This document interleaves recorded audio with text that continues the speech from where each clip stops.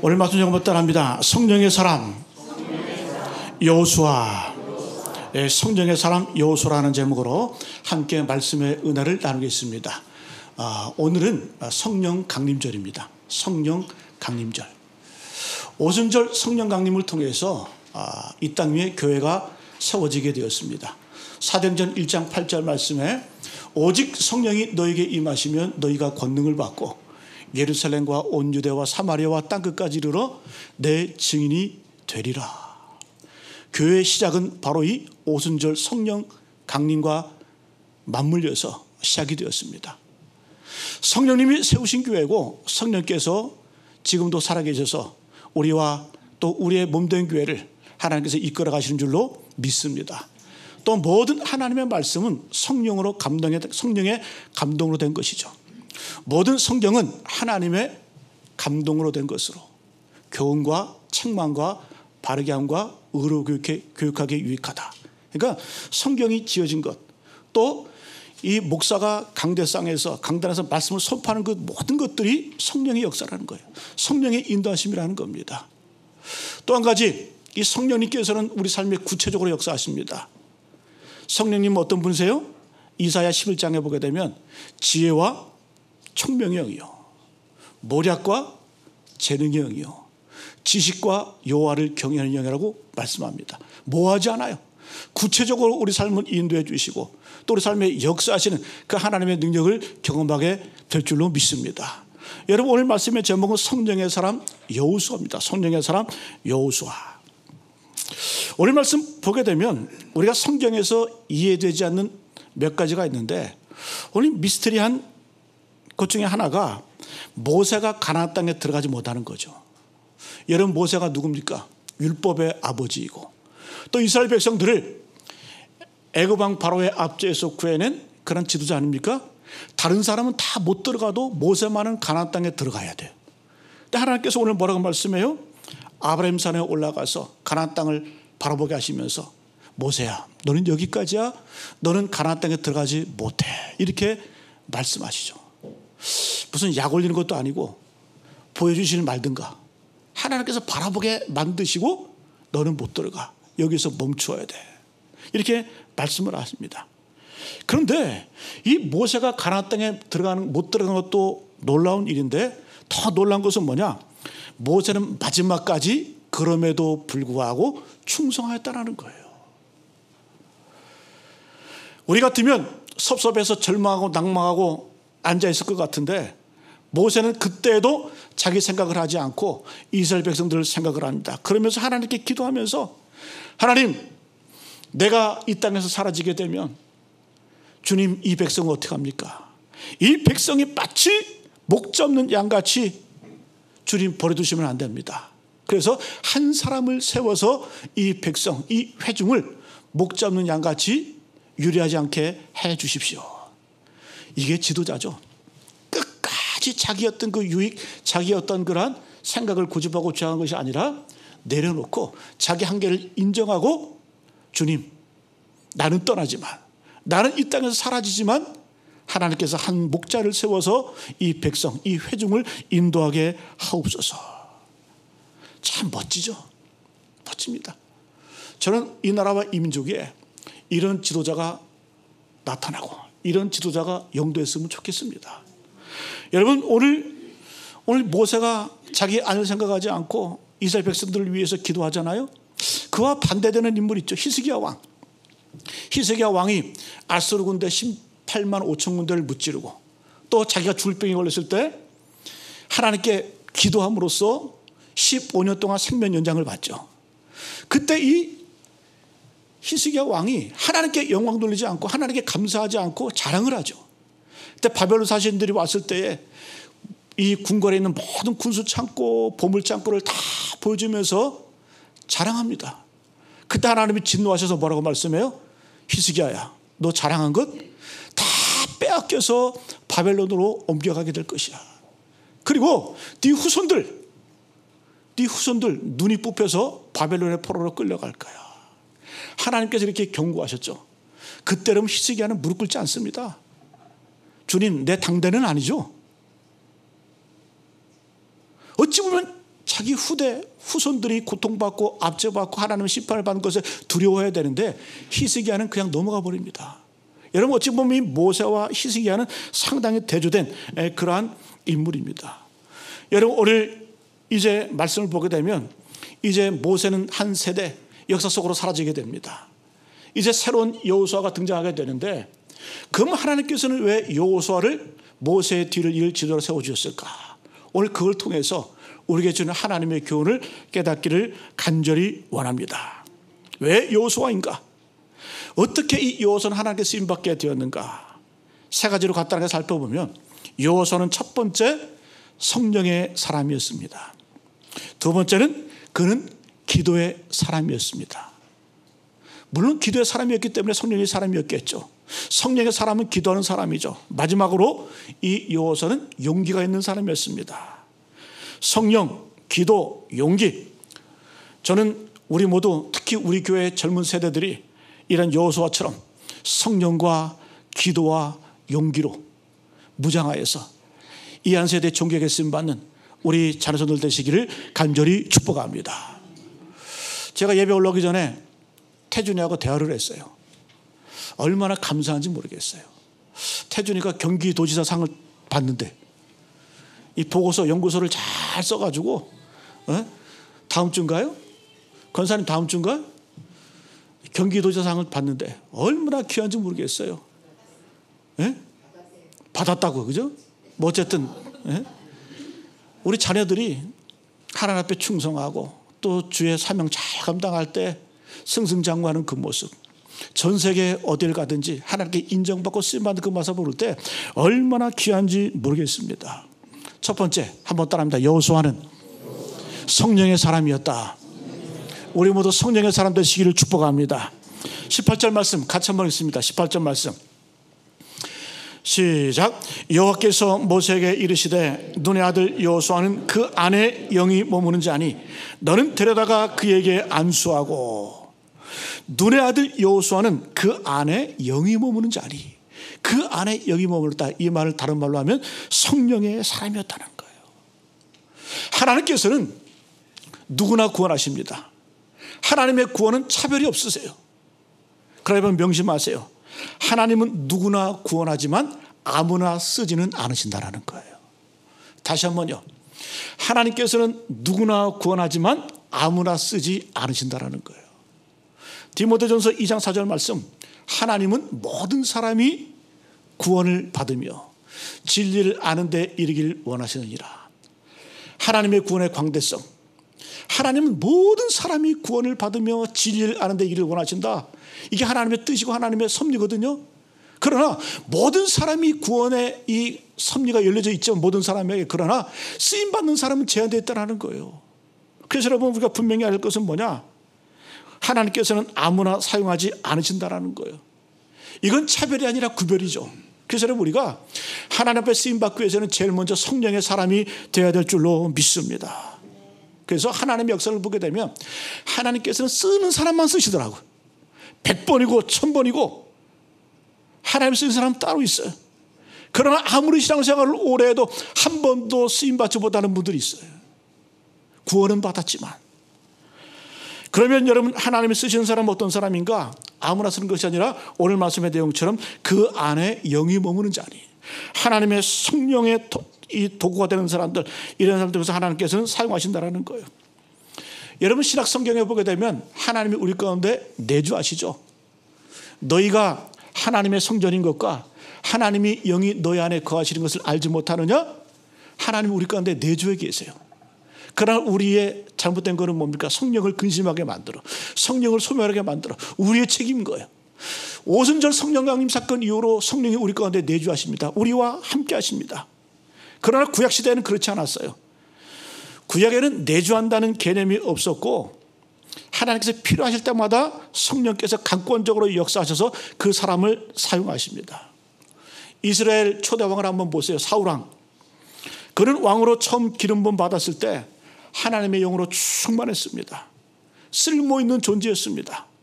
그러나 이 사울왕 계속 하나님께 불순종하고 또 하나님의 어떤 그런 뜻을 거부하다 보니까 하나님의 영이 떠나버려요. 그죠? 하나님이 떠나버립니다.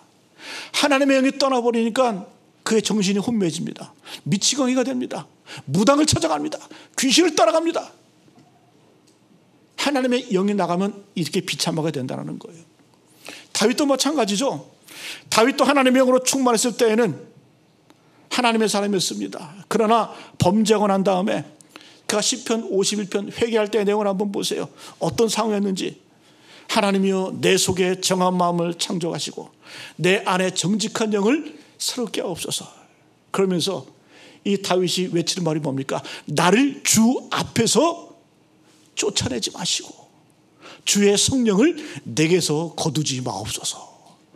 주의 성령을 내게서 거두지 마옵소서. 여러분, 다윗이라 할지라도 하나님께 불순종하고 범죄했을 때는 하나님이 그 영을 거두가시는 거예요. 그래서 다윗이 가장 두려웠던 건 뭐냐? 주의 성령을 내게서 거두지 마옵소서. 주의 영이 내게서 떠나지 마옵소서. 그러면서 12절 51편 12절에 이거 보게 되면 뭐라고 말씀하냐? 주의 구원의 즐거움을 내게 회복시켜 주시고 자원하는 심령을 주사 나를 붙드소서. 여러분, 범죄했습니다. 하나님의 영이 있다는 걸 경험합니다. 그럼 어떻게 돼요? 구원의 즐거움이 사라지는 거예요.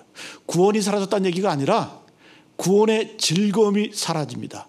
우리 예수 믿는 사람들 범죄해 보세요. 죄를 지어 보세요. 구원이 사라지는 건 아니에요.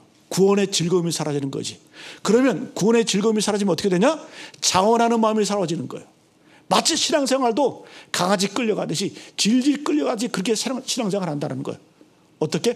성령께서 우리 가운데 소멸되면, 또 우리가 성령을 근심하게 되면 이런 신앙생활의 나약한 모습을 우리가 할 수밖에 없다는 겁니다.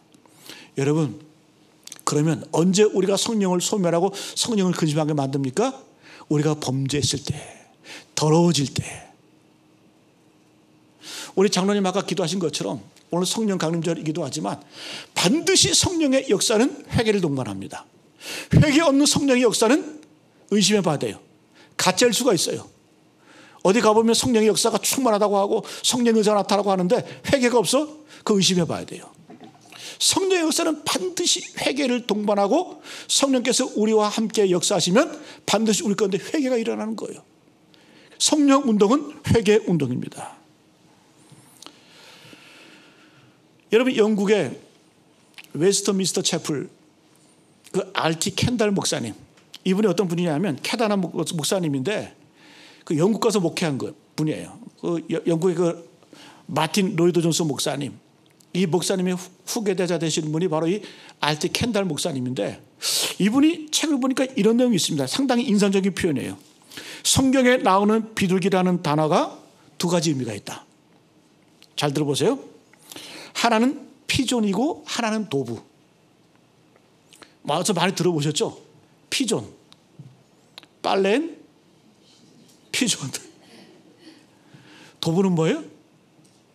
깨끗해요. 아기 피부에게도 사용할 수 있는 그 깨끗한 도부. 두가 다 비둘기라는 거예요. 비둘기. 피존도 영어로 비둘기이고 도부도 영어로 비둘기입니다. 자, 그런데 잘 보시면 피존은 어떤 비둘기냐면 집비둘기예요. 집비둘기. 집비둘기. 우리가 여러분 길거리에서 보는 비둘기가 그 피존이에요. 피존. 뚱뚱하고 아무거나 집어먹고, 우리 막내는 길에 있는 비둘기 보더니 갈매기야 그러더라고. 그게 피존이에요. 피존. 아무거나 막 먹어요. 심지어 사람이 토한 것까지도 주워 먹는 게 피존이에요. 피존. 근데 여러분, 또 한 가지 도부는 집비둘기가 아니라 산비둘기입니다. 근데 여러분, 산비둘기의 특징이 뭔 줄 아세요? 예민합니다. 아무거나 먹지 않습니다. 깨끗합니다. 이게 도부예요. 도부. 그래서 누가복음 3장에 보게 되면 예수님께서 요단강에 세례서 받으실 때, 받고 올라오실 때 하늘이 열리고 성령이 비둘기같이 임했다라고 하는 그 비둘기는 어떤 비둘기? 피존이 아니라 도부. 여러분, 깨끗한 영위에 우리 주님은 아무 흠도 없으시고 죄도 없으신 분, 그 안에 하나님의 영, 하나님의 성령이 임재하는 거예요. 그래서 우리가 주님의 몸된 교회 안에서 성령의 임재를 사모하고 성령의 능력을 구하고, 그럼 우리가 먼저 수반돼야 될 게 뭐예요? 우리 심령 가운데 뼈를 깎는 회개 운동이 있어야 돼요. 회개가 있어야 돼요. 내 자신을 먼저 주 앞에 내려놓고 통해 자복하는 그 마음을 통해서 하나님의 영이 역사하시고 하나님의 성령이 충만함으로 우리가 더 느끼게 되고 하나님의 영이 우리 가운데 머물게 되는 줄로 믿습니다. 언제 성령이 임한다고요? 깨끗한 곳에 성령이 임하는 줄로 믿습니다. 여호수아는 성령의 사람이었다. 다시 말씀드리면 여호수아는 하나님의 영이 머물 정도로 순전한 사람이었다. 여러분, 성령 강림절을 맞이해서 우리 모두 성령을 사모하시고 여호수아처럼 순전한 모습으로 주님 은혜 가운데 거하는 저 여러분 되시기를 간절히 축복합니다. 두 번째 한번 따라합니다. 여호수아는 기도의 사람이었다. 여호수아는 기도의 사람이었습니다. 모세는 가나안 땅에 들어가지 못합니다. 모세도 들어가지 못했던 그 가나안 땅, 오직 여호수아와 갈렙만 1세대 가운데, 1세대 출애굽 1세대 가운데 여호수아와 갈렙만 이 가나안 땅에 들어갑니다. 나머지는 다 죽습니다. 자, 이제 모세 이후에 하나님께서는 후계자를 세워야 되는데 두 명의 후보가 있습니다. 갈렙이 있고 여호수아가 있어요. 갈렙이 있고 여호수아가 있습니다. 그럼 하나님께서는 왜 이 갈렙이 아니라 여호수아를 선택했을까? 우리를 한번 생각해 봐야 됩니다. 여러분, 갈렙이라고 하는 인물 만만한 인물 아니잖아요. 갈렙은 이방인 출신이거든요. 성경에 보게 되면 그니스 족속 여분네의 아들 갈렙, 정통 유대인이 아니에요.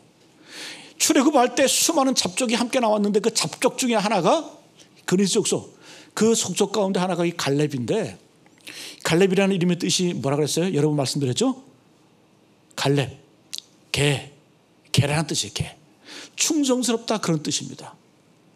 여러분, 이 갈렙이라는 인물이 출신 성분이 좋지 않아. 그런데 그가 이스라엘 최대 지파 유다 지파의 족장이 됐잖아요. 이건 여러분 천지가 개벽할 일입니다. 그러니까 이 갈렙이라고 하는 사람은 쉬운 사람이 아니에요. 능력이 있습니다. 탁월한 사람입니다. 그리고 지도자로 쓰임받기에 충분한 사람이에요. 또 한 명 여호수아. 여호수아 그 이름의 뜻은 뭡니까? 구원이라는 뜻이에요. 구원. 여호수아, 호세아, 예수 같은 다 구원이라는 뜻이죠. 발음만 다르지. 자, 그러면 이 갈렙을 하나님께서 택하지 않으시고 여호수아를 택하신 이유가 무엇일까? 저는 말씀을 묵상하다가 딱 한 가지 차이인 것 같아요. 둘 다 똑같이 충성스럽고 둘 다 똑같이 똑똑한 사람들이에요. 능력 있는 사람들이에요. 딱 한 가지 차이가 뭘까? 제가 생각했을 때는 갈렙보다는 여호수아가 기도를 더 했다라고 느껴져요. 그런 기도의 사람이었습니다. 여호수아가 기도가 강했고 여호수아가 기도에 앞섰다라는 겁니다. 여러분, 우리가 하나님께서 우리를 쓰실 때 쓰임받기에 좋은 일꾼이라 할지라도 누굴 세워야 돼요? 여러분, 기도하는 사람이 하나님께 쓰임받는 겁니다. 여러분, 기도보다 앞서지 마세요. 기도로 충만할 때 하나님이 영이 우리 가운데 머물게 되고, 기도가 능력이라는 겁니다. 여러분, 겟세마네 동산에서 베드로가 기도에 실패했더니 예수님을 저주하고 부인하잖아요. 예수께서 산에서 내려오셔서 제자들이 막 당황하는 거예요. 귀신 들린 아이가 하나 있는데 쫓아내지 못하는 거예요.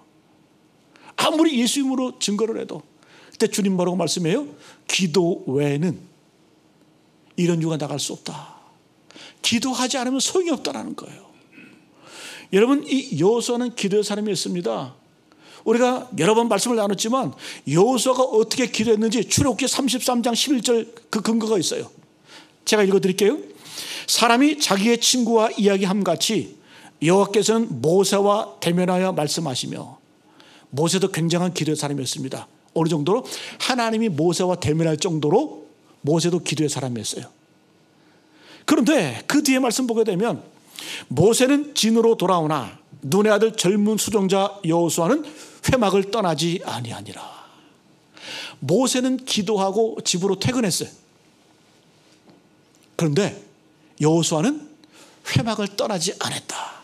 그 회막에서 뭘 했을까요? 하나님의 임재를 충만히 경험하고 하나님께 기도했다라는 거예요. 모세도 기도의 사람이었는데 모세는 기도 끝나면 퇴근하면 집으로 돌아왔어요. 그러나 여호수아는 모세가 퇴근했다 할지라도 여호수아는 회막을 떠나지 않고 기도를 붙들었다는 겁니다. 여러분, 여호수아서는 마음의 부담감, 심적 부담감이 얼마나 있겠어요. 자기의 선배 모세는 어떤 사람입니까? 출애굽을 인도했던 지도자 아닙니까? 능력의 종 아닙니까? 기도의 용사 아닙니까? 또 하나님으로부터 직접 말씀을 받은 율법의 아버지 아닙니까? 이 여호수아가 모세를 바라볼 때마다 한없이 작아지는 거예요. 한없이 연약하고 부족한 거예요. 그 절망해야 됩니까? 나는 할 수 없습니까? 이렇게 나가야 됩니까? 여호수아의 태도는 더 기도하는 거예요. 더 주님 붙드는 거예요. 그러니까 쓰임받는 거죠. 쓰임받는 거죠. 여러분, 이 땅을 살아갈 때 우리가 부족하고 연약하다 할지라도 두려워하지 마세요. 불안하지 마세요. 어떻게 하면 돼요?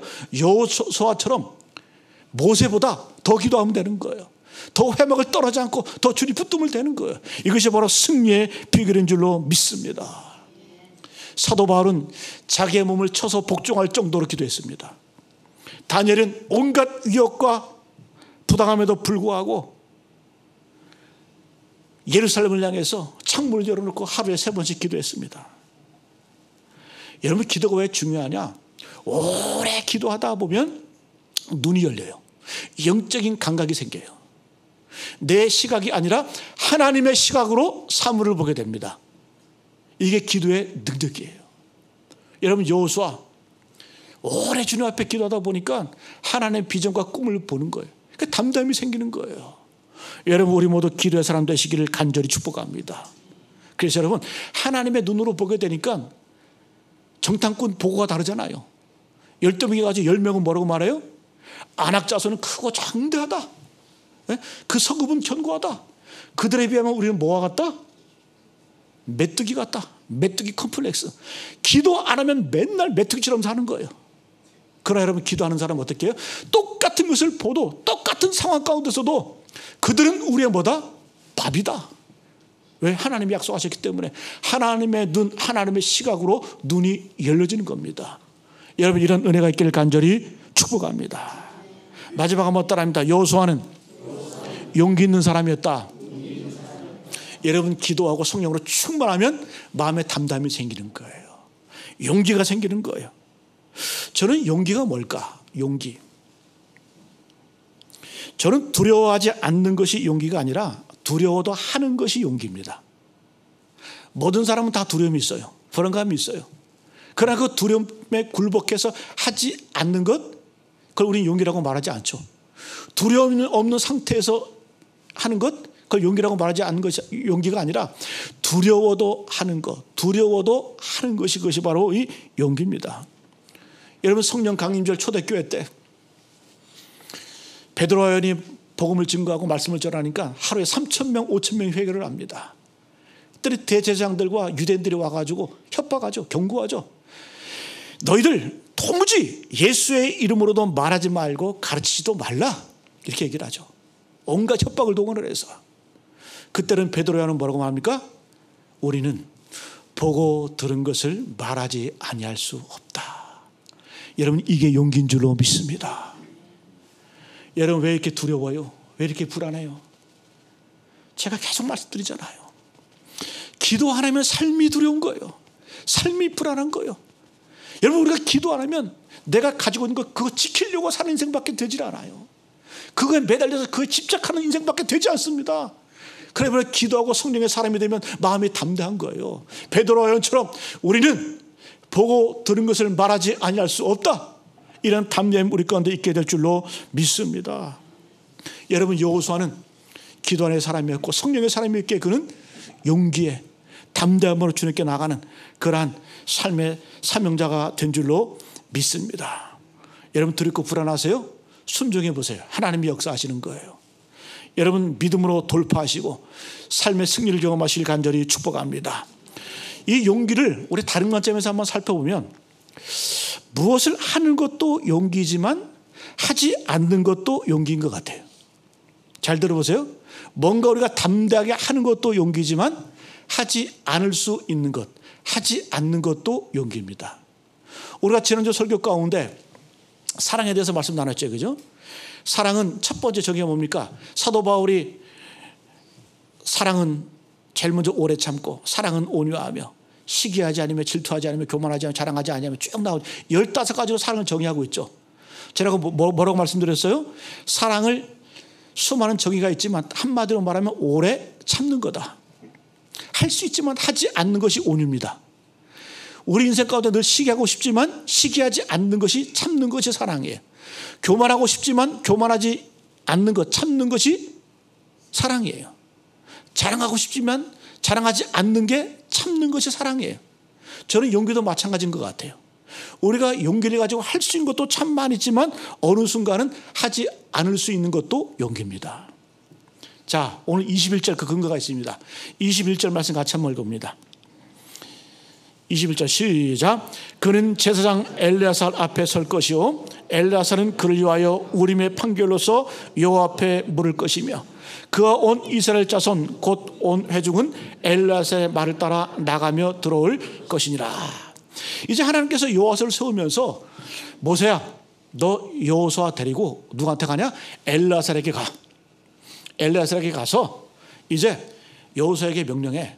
이제부터는 엘레아살이 하는 말, 엘레아살이 하는 그 말씀, 그 선포 앞에, 그 하나님의 계명 앞에 아멘으로 순종해, 이렇게 얘기를 하는 거예요. 우리가 볼 때는 당연한 것 같죠.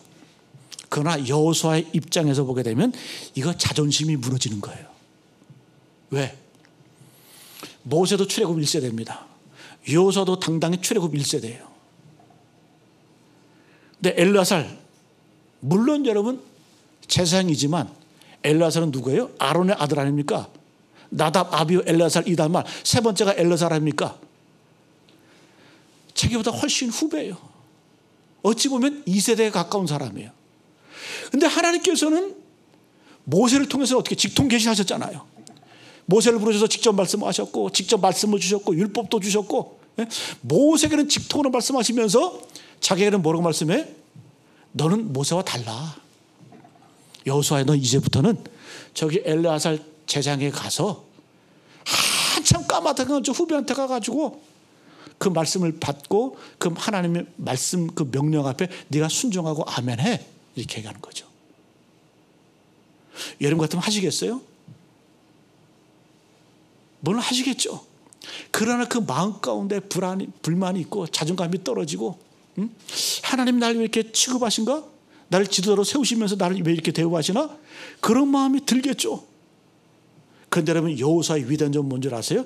그럼에도 불구하고 기분은 나쁘지만 자존심은 상하지만 하나님이 정해주신 자신의 한계를 인정합니다. 모세도 그랬죠. 모세 너 출애굽했지만 가나안 땅에 못 들어가. 너는 여기까지야. 경계를 정해주시니까 모세도 하나님 알겠습니다. 여기까지군요. 묵묵히 순종했죠. 여호수아의 위대한 점도 바로 그거예요. 진짜 용기는 우리가 할 수 있는 것도 용기지만 하지 않는 것도 용기가 될 수 있다는 거예요. 여러분 여호수아는 이름에도 불구하고 자신의 한계를 인정하고 동력합니다. 그리고 이 제사장의 말 앞에 아멘으로 순종합니다. 이것이 바로 진짜 용기고 진짜 겸손인 줄로 믿습니다. 저는 우리 모두가 마지막으로 이런 모습이 돼야 돼요. 그래 하나님께 후회하지 않게 쓰임받게 되는 그러한 인물들이 될 줄로 믿습니다. 우리 성도님들, 우리 보라교회 모든 성도님들 이렇게 여호수아처럼 겸비하고 겸손하고 자신의 한계를 인정하고 하나님께 용 돌리시길 간절히 축복합니다. 여러분 사도 바울도 그랬죠. 사도 바울도 그의 마지막 소원이 무엇입니까? 저기 땅끝 서바나, 지금의 스페인, 주님 내가 로마를 지나서 스페인까지 복음 전하기를 원합니다. 하나님 막으셨죠? 아니야, 넌 로마까지야. 사도 바울은 순종합니다. 다윗도 그랬죠. 마음의 소원, 꿈에도 소원이 성전 짓는 거 아니었습니까? 하나님 뭐라고 말씀해요? 다윗을 향해서 너 안 돼. 너는 피를 많이 흘렸어. 네 아들 솔로몬이 지을 거야. 다윗은 그대로 받아들입니다. 이게 용기고 이게 진짜 능력이라는 거예요. 마지막 한 가지, 여러분 우리가 다윗의 위대한 용기를 우리가 표현할 때 어린 소년 때 골리앗을 앞서서 골리앗과 싸웠을 때 그때 용기가 있었다? 성경은 그렇게 말하지 않습니다. 진짜 다윗의 용기는 어디냐? 그 왕이었을 때, 힘이 있을 때 그 범죄했잖아요. 바세바와 간음했잖아요. 그 힘이 있을 때 힘 없는 선지자 나단이 와서 당신이 죄인입니다. 그 죄를 지적했을 때 무릎 꿇을 줄 아는 그 용기. 하나님 앞에 통해 잡아갈 줄 아는 그 용기, 그것이 진짜 용기라는 거예요. 이게 여러분 우리가 이 용기의 진짜 어떤 그 내면의 의미이고 우리에게 주는 이 용기 있는 자의 모습인 줄로 믿습니다. 여러분 여호수아는 계속 이렇게 살아요.